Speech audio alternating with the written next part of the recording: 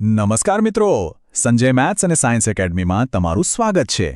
આજે આપણે ધોરણ 10ના ગણિતનું પહેલું જ પ્રકરણ એટલે કે વાસ્તવિક સંખ્યાઓ એના રહસ્યો ખોલવાના છીએ. એકદમ ફટાફટ અને મજેદાર રિવિઝન કરીશું. તો ચાલો તૈયાર થઈ જાઓ. તમને ખબર છે, તમે જે પણ નંબર જુઓ છો, ભલે 12 હોય કે 120, એની અંદર છે ને એક સિક્રેટ કોડ છુપાયેલો હોય છે. તો આજે આપણે શું કરવાના છે? આજે આપણે બધા ગણિતના જાસૂસ બનીને આ બધા કોડ્સને ક્રેક કરવાના છીએ. તો આ જાસૂસીમાં આપણે શું કરવાના છીએ? જુઓ, આપણે 3 મુખ્ય રહસ્યો પરથી પડદો ઉઠાવીશું. સૌથી પહેલાં આપણે દરેક નંબરનું સિક્રેટ ડીએનએ શું છે એ સમજીશું.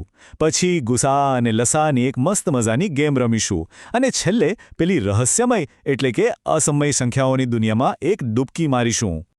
તો ચલો, જરાય વાર કર્યા વગર શરૂ કરીએ આપણા પહેલા રહસ્યથી, એટલે કે સંખ્યાઓનું સિક્રેટ ડીએનએ. આખરે દરેક નંબર કઈ વસ્તુથી બનેલો છે? એના મૂળભૂત બિલ્ડિંગ બ્લોક્સ કયા છે? એનો અસલી કોડ તોડવો કઈ રીતે? ચાલો જાણીએ. જુઓ, આ કોડને સમજવા માટે આપણી પાસે એક સુપર પાવરફુલ ટૂલ છે અને એનું નામ છે અંકગણિતનું મૂળભૂત પ્રમેય. હવે આ પ્રમેય શું કહે છે?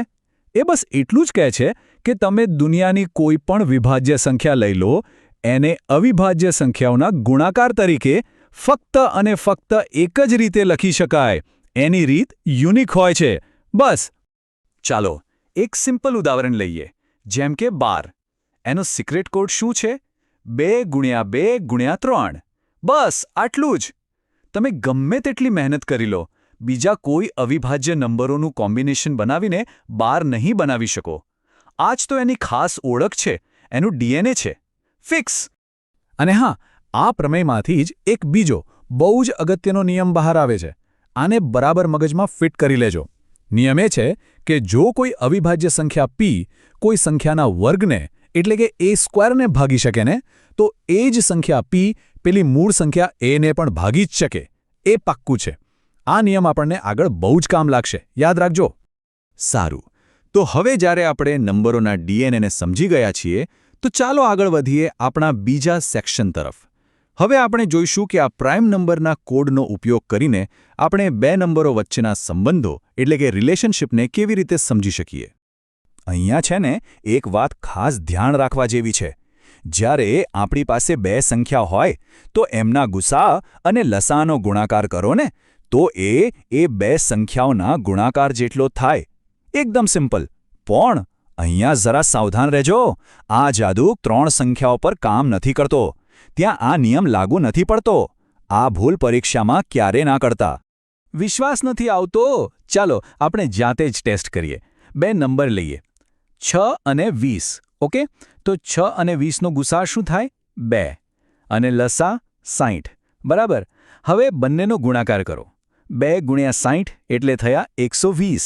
અને હવે પેલા 2 નંબરોનો ગુણાકાર કરો. 6 × 20 એ પણ 120. જોયું? એકદમ પરફેક્ટ. 2 સંખ્યાઓ માટે આ ફોર્મ્યુલા એકદમ બરાબર કામ કરે છે. ઓકે, અત્યાર સુધી તો આપણે એવા કોડ્સ જોયા જે ફિક્સ થતા, જેનો અંત હતો. પણ હવે આપણે ગણિતની એક એવી રહસ્યમય દુનિયામાં જઈ રહ્યા છીએ જ્યાં નંબરોના કોડ ક્યારેય પૂરા જ નથી થતા. ક્યારેય નહીં. જી હા, આપણે વાત કરી રહ્યા છીએ અસમય સંખ્યાઓની. હવે સવાલ એ છે કે આવા નંબરોનું રહસ્ય ઉકેલવું કઈ રીતે? તો આના માટે ગણિતના ડિટેક્ટિવ્સ એક બહુ ચાલાક, એકદમ સ્માર્ટ રીત વાપરે છે. એનું નામ છે અનિષ્ટાપત્તિની રીત. અંગ્રેજીમાં કહીએ તો પ્રૂફ બાય કોન્ટ્રડિક્શન. આ રીતમાં આપણે શું કરીએ? આપણે જે સાબિત કરવું હોય ને એનાથી બિલકુલ ઊંધું માની લઈએ અને પછી લોજિકથી સાબિત કરી દઈએ કે આપણે જે માન્યું હતું એ તો શક્ય જ નથી, એ ખોટું હતું. આખી રીત ફક્ત 3 સિમ્પલ સ્ટેપ્સમાં પૂરી થઈ જાય છે. સ્ટેપ 1, ઊંધું ધારો. જેમ કે ધારી લો કે વર્ગમૂળ 2 સમમેય સંખ્યા છે. સ્ટેપ 2, પછી ગણતરી કરીને, લોજિક વાપરીને કંઈક એવું શોધી કાઢો જે ખોટું હોય, જે વિરોધાભાસી હોય. અને સ્ટેપ 3, બસ કહી દો કે આપણી ધારણા જ ખોટી હતી, એટલે સાચી વાત તો એનાથી ઊંધી જ હોવી જોઈએ. સિમ્પલ. તો આવા નંબરો કયા છે? વેલ, વર્ગમૂળ 2, વર્ગમૂળ 3 કે પછી 5 ઓછા વર્ગમૂળ 3, આ બધા આ રહસ્યમય ગેંગના મેમ્બર્સ છે. એક વાત હંમેશા યાદ રાખજો, કોઈ પણ પોઈન્ટવાળી સંખ્યા જે ચાલ્યા જ કરે, ક્યારે પૂરી ના થાય અને જેમાં કોઈ પેટર્ન રિપીટ પણ ના થતી હોય, તો સમજી જવાનું કે એ અસમય સંખ્યા છે. તો આખા પ્રકરણની આ જાસૂસી પછી આપણે કયા 3 મોટા સિક્રેટ કોડ શીખ્યા? ચાલો એકદમ ફટાફટ એના પર નજર નાખી લઈએ. પહેલો સિક્રેટ કોડ જે આપણે માસ્ટર કર્યો, અંકગણિતનો મૂળભૂત પ્રમેય, જે દરેક સંખ્યાને એનું પોતાનું એકદમ યુનિક પ્રાઇમ ડીએનએ આપે છે. બીજો સિક્રેટ, ગુસા અને લસાઅનો પેલો ગુણાકારવાળો નિયમ, યાદ છે ને? એ ફક્ત 2 સંખ્યાઓ માટે જ કામ કરે છે, 3 માટે બિલકુલ નહીં. અને ત્રીજો અને છેલ્લો સિક્રેટ, અનિષ્ટાકવત્તિની રીત, જે એકદમ સ્માર્ટ રીત છે સાબિત કરવાની કે કોઈ સંખ્યા અસમય છે. તો મને આશા છે કે વાસ્તવિક સંખ્યાઓના આ રહસ્યોને ઉકેલવામાં તમને બધાને બહુ જ મજા આવી હશે. જો તમને આ માહિતી ગમી હોય તો વિડીયોને લાઇક કરવાનું, તમારા મિત્રો સાથે શેર કરવાનું અને હા, સંજય મેથ્સ એન્ડ સાયન્સ એકેડમીને સબસ્ક્રાઇબ કરવાનું બિલકુલ ના ભૂલતા.